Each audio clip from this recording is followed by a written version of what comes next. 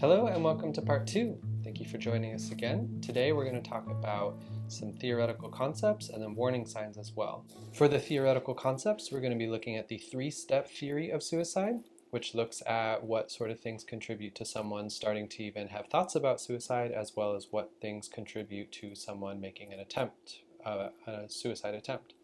And then we're also going to look at warning signs as well, some common ones. Like I said earlier, I'm going to add a lot of caveats to that. So the goal here is to help you feel more comfortable with the topic, as I mentioned in the first part. It's also to help you really understand the process so you can start building some empathy, where you can kind of understand what it is that someone who's experiencing suicidal ideations or might be thinking about making an attempt, so you can understand what their experience is really like. So with that all said, let's dive in. All right, so the three-step theory of suicide. Let's get into it. Step 1 is that pain and hopelessness can lead to a desire for suicide. Step 2, if pain becomes greater than connection, or as we'll talk about later, kind of interferes with and can decrease connection, the desire for suicide will intensify or become strong. And then step 3 is that a strong desire for suicide can lead to a suicide attempt if someone has a capability to attempt suicide. All right, so step 1 was that pain and hopelessness will lead to suicidal desire. And the suicidal desire is usually mild to moderate in these circumstances. So when we're talking about pain, we're primarily talking about psychological pain. However, it's not necessarily only psychological. This can be relational pain, physical pain. Sometimes we see suicidal ideation with chronic pain.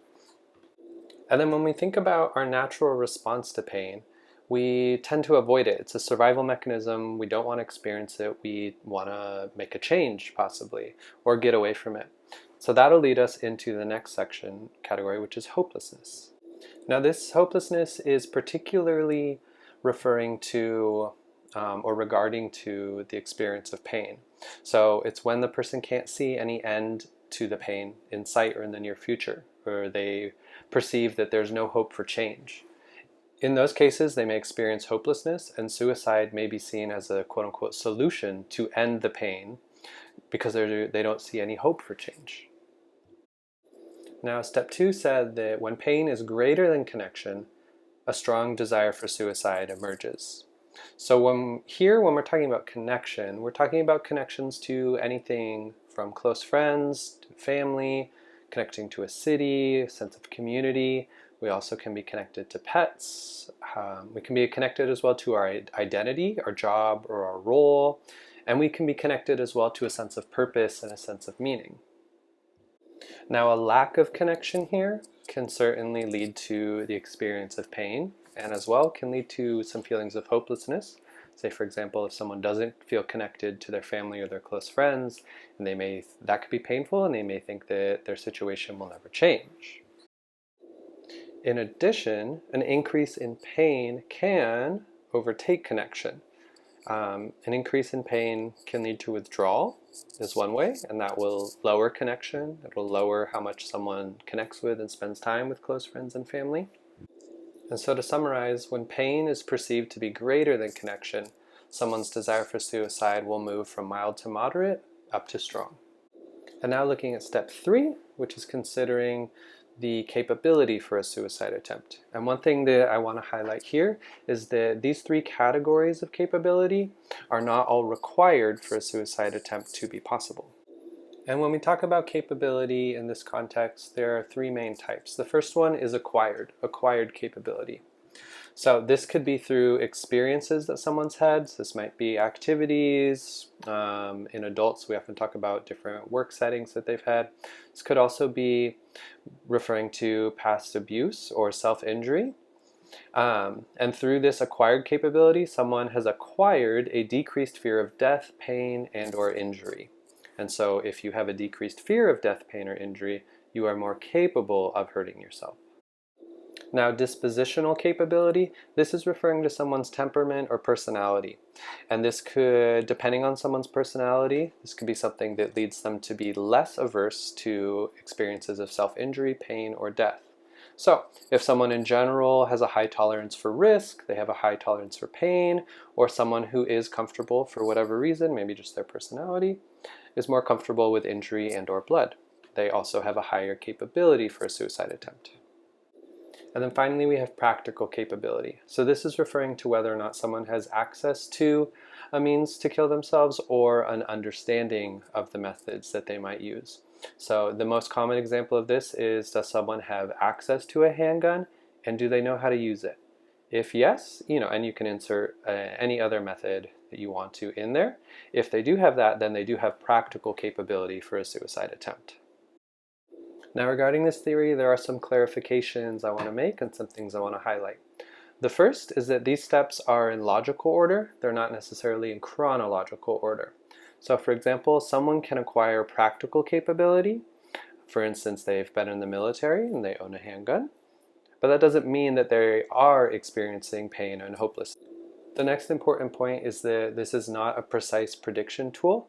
These are concepts that we can look at that can kind of raise the alarm for someone who might be a high risk for a suicide attempt, but it is not an exact prediction.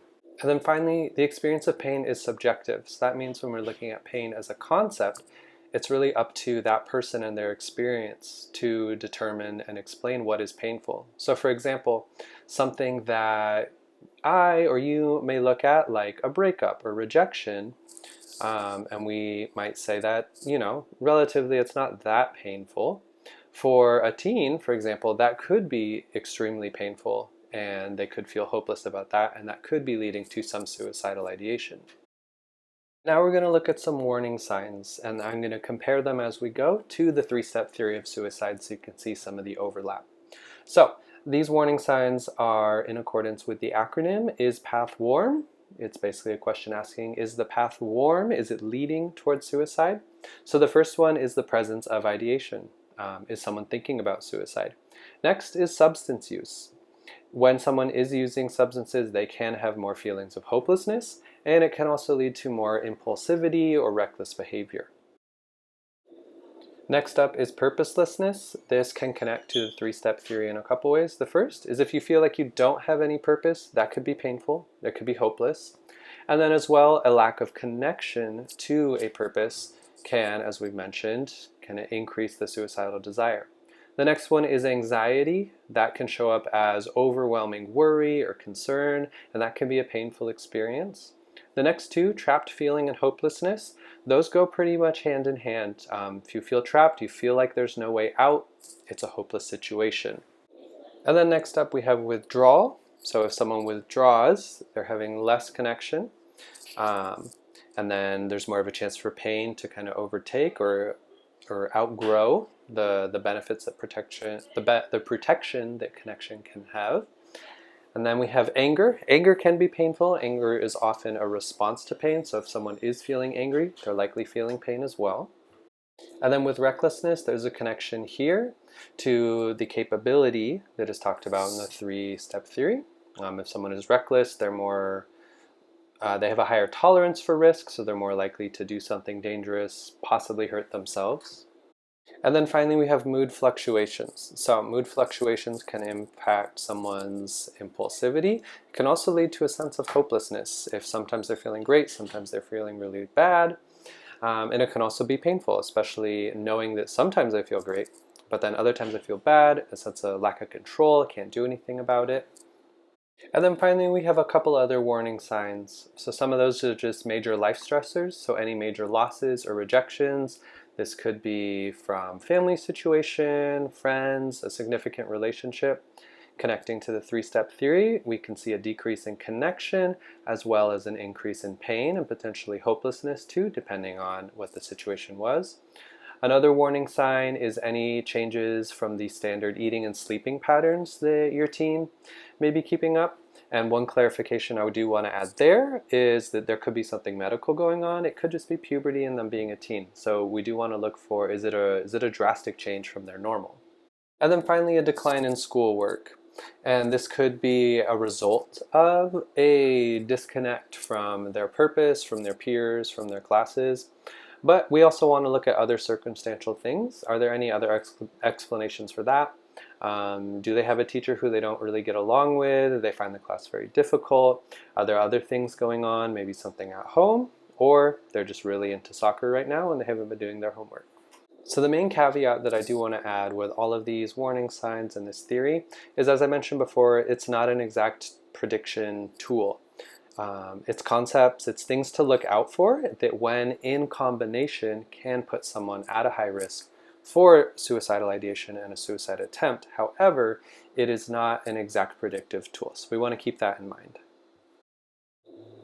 And that'll wrap us up for part 2. So next in part 3, we're going to build on this. We're going to build on our knowledge, our increased comfortability, and we're going to move into some practical tips. So we're going to start talking about, so what do I say? What do I do if my teen does tell me that, hey, I am thinking about suicide? We want to equip you to be able to handle that. In addition, we want to help you feel more comfortable in creating a safe and open space for your teen to be able to talk about this stuff with you. So we hope you enjoyed this one, and we'll see you then.